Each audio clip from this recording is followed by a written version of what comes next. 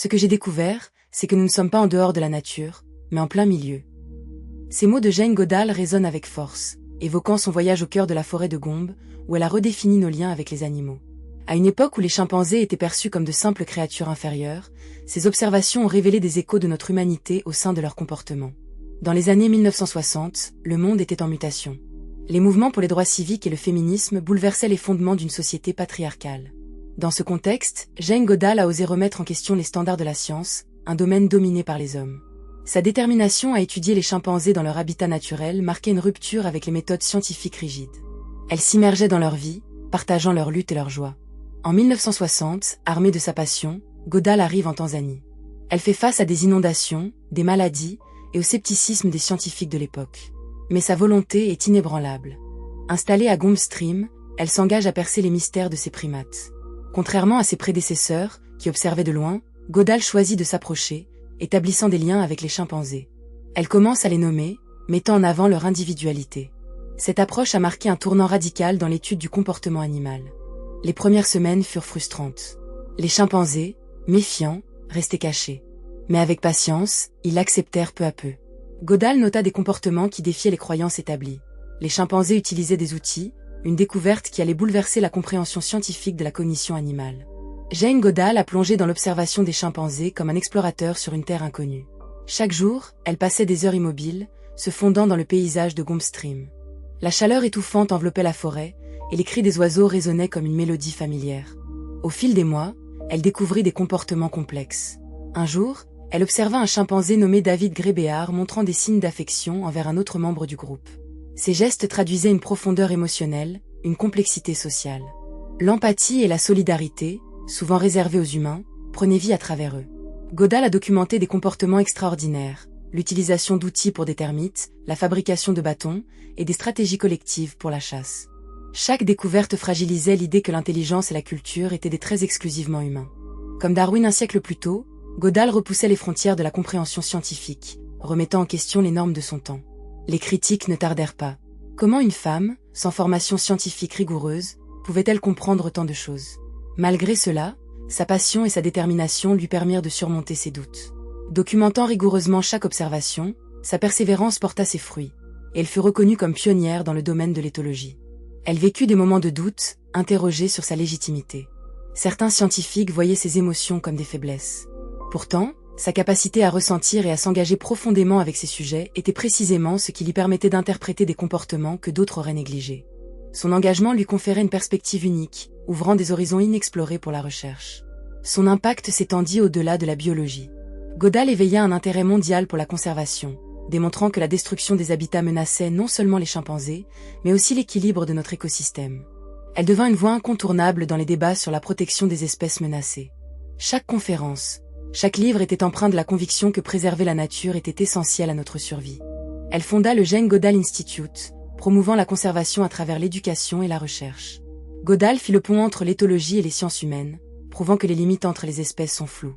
Les chimpanzés n'étaient pas seulement des objets d'étude, mais des partenaires d'apprentissage qui renvoyaient à notre propre humanité.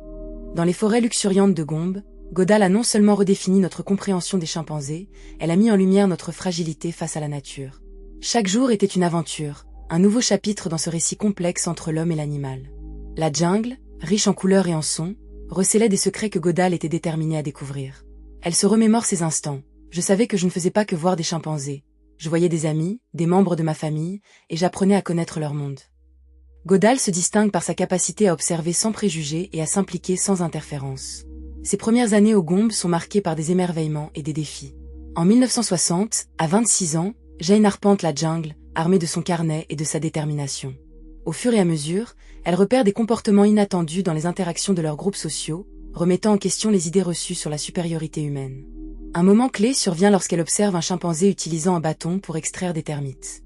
Cet acte réfléchi, loin d'être une simple impulsion alimentaire, devient un symbole de la capacité d'innovation des chimpanzés. Son cœur battait la chamade alors qu'elle saisissait la portée de cette découverte. En partageant ces découvertes, elle déclenche un intérêt scientifique et un débat sur la définition même de l'humanité. Cependant, son chemin n'est pas sans embûches. À cause des doutes et critiques, elle doit naviguer dans un monde scientifique souvent réticent à sa perspective intuitive. Les biologistes voient son approche comme trop émotionnelle, comme si l'intellectualisme devait être dénué d'empathie. Mais Godal ne se laissa pas démonter. Sa passion pour les chimpanzés devenait un puissant moteur de sa quête. Une nuit, elle écrivit dans son journal « La science devrait être un pont vers la compréhension, et non un obstacle ». Au fil des ans, Godal engage son combat pour la protection des chimpanzés et leur habitat. Elle fonde le Jane Goodall Institute, une organisation luttant pour la restauration des habitats et la sensibilisation à la conservation. En 1971, son livre « In the Shadow of Man » évoque ses expériences et les leçons tirées de cette connexion unique. Les mots de son livre résonnent comme un appel à la responsabilité. Nous sommes tous dans le même bateau, et il est temps de ramer ensemble. Elle devient une figure emblématique du mouvement de conservation, défiant les conventions tout en prônant une vision harmonieuse entre l'humanité et la nature. Les luttes de Godal rappellent que derrière chaque avancée scientifique se cache la recherche de compréhension et de compassion. Sa détermination et sa capacité à inspirer nous montrent que l'empathie peut être un puissant allié dans la quête de vérité. Au cœur de son voyage, comprendre les chimpanzés, c'est se comprendre soi-même, c'est une exploration au-delà des frontières de la science, illuminant notre place dans le monde naturel. Le moment décisif de Jane Goodall ne réside pas seulement dans ses découvertes, mais dans sa prise de conscience de l'impact de l'humanité sur la nature. En 1965, entourée de chimpanzés, elle se rend compte que la survie des chimpanzés et de l'humanité est intrinsèquement liée. Ce jour-là, alors qu'elle observe un groupe se battant pour la nourriture, elle réalise que cela va au-delà de l'instinct de survie. Ce spectacle met en lumière des thèmes qui résonnent profondément en nous, tels que les dynamiques sociales et l'empathie. Cette épiphanie marque un tournant dans sa carrière. Goodall comprend qu'il ne suffit pas de documenter les comportements, elle doit plaider pour leur protection. Avec la déforestation menaçant leur existence, son combat pour la conservation prend forme. En 1977, elle fonde le Jane Goodall Institute, un mouvement qui changera la perception du monde envers les primates et la nature. La création de cette institution symbolise la jonction entre recherche et action, entre observation et plaidoyer. Son discours à la Conférence mondiale sur la conservation de 1987 marque les esprits. Passionnée, elle partage ses observations sur les liens émotionnels entre les chimpanzés et appelle à un changement de comportement envers la nature. L'idée que nous sommes tous interconnectés prend une nouvelle dimension sous ces mots. Cette capacité à articuler ces vérités brise des barrières, posant la question « Qu'est-ce que cela signifie d'être humain face à ces réalités ?» Goodall ne se contente pas de parler en tant que scientifique, elle parle avec le cœur. Goodall plaide pour des lois de protection et éduque sur la biodiversité.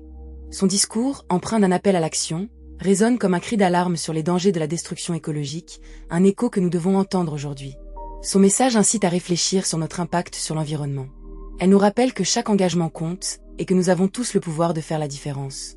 La manière dont elle communique ses idées touche autant les scientifiques que le grand public, parvenant à susciter un désir de changement.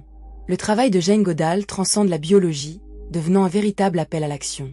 Son mouvement influence des générations, engageant les jeunes à agir pour la justice sociale et environnementale. Elle initie des programmes éducatifs qui offrent aux enfants du monde entier des perspectives sur la conservation et le respect des animaux. Aujourd'hui, son héritage est plus pertinent que jamais, face à des défis tels que le changement climatique et la perte de biodiversité. En mettant en lumière les luttes des chimpanzés, Goodall nous offre un miroir pour réfléchir à nos propres luttes. Il est essentiel de reconnaître le rôle des pionniers comme Jane Goodall. Leur passion et leur détermination à défendre notre planète nous guident dans notre quête de justice. Chacun de nous peut être un agent de changement, capable d'inspirer les autres à s'engager pour une cause plus grande. En portant son message, nous éclairons le chemin vers un avenir où chaque être vivant est respecté. À travers le message de Jane Goodall, nous sommes tous invités à réfléchir sur notre place dans le monde naturel. Nous ne devons pas seulement observer, mais honorer et préserver la nature. Chaque choix que nous faisons a un impact sur notre planète. En intégrant des principes de compassion et de respect dans nos vies, nous participons à la réalisation d'une vision où la coexistence devient une réalité. En nous interrogeant sur notre rôle dans l'héritage de Jane Goodall, nous prenons conscience que chaque action compte. Chaque engagement, qu'il soit petit ou grand, fait partie d'un mouvement plus vaste vers un avenir durable. En adoptant une vie où l'empathie et la responsabilité sont des valeurs fondamentales, nous sommes des porteurs d'un flambeau, éclairant le chemin vers un avenir meilleur.